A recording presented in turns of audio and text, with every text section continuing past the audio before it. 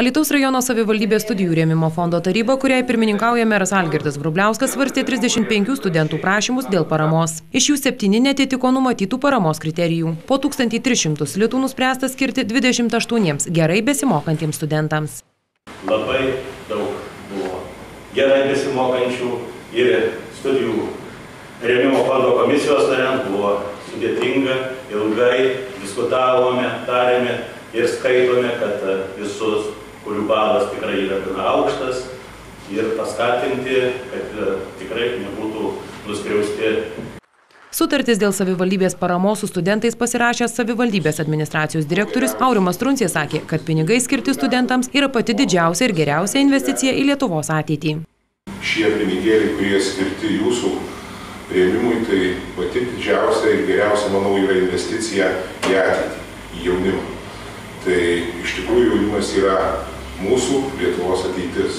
Ir malonu pažymėti man, kad kaip direktorius aš pasirašinėjau sutartis ir čia sėdėję studentai šiai dienai yra ir mūsų administracijos darbuotojai, taip pat dirba mūsų administracijos kitose įstaigose.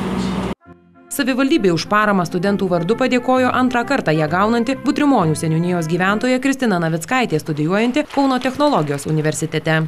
Aš asmeniškai gaunu šią stipendiją antrą kartą ir tai yra labai didelis akstinas ir stimulas tobulėti, siekti ir įrodyti, kad ne tik Kaune, ne tik Vilniuje yra geri mokiniai, geri studentai, bet taip pat ir iš Alytaus, iš Dzūkijos sostinės gali atsirasti šviesių protų ir mokančių ir norinčių dirbti jaunų žmonių.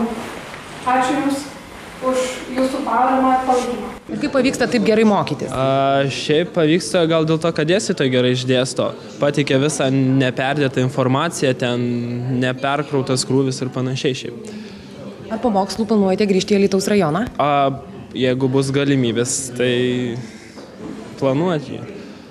Alytaus rajono savivaldybės paramą studijoms gali gauti studentai, kurie studijuoja Lietuvos aukštųjų universitetinių mokyklų dieniniuose skyriuose, kai 2 semestrų egzaminų įvertinimo vidurkis yra ne mažesnis kaip 8,5 balo. Šeimos pajamos tenkančios vienam šeimos nariui nedidesnės kaip 800 litų. Parama skiriama esant vienai iš šių sąlygų. Studentas yra iš daugiavaikės šeimos, vienas iš tėvų yra bedarbis ar pensininkas, šeimoje 2 ar daugiau studentų.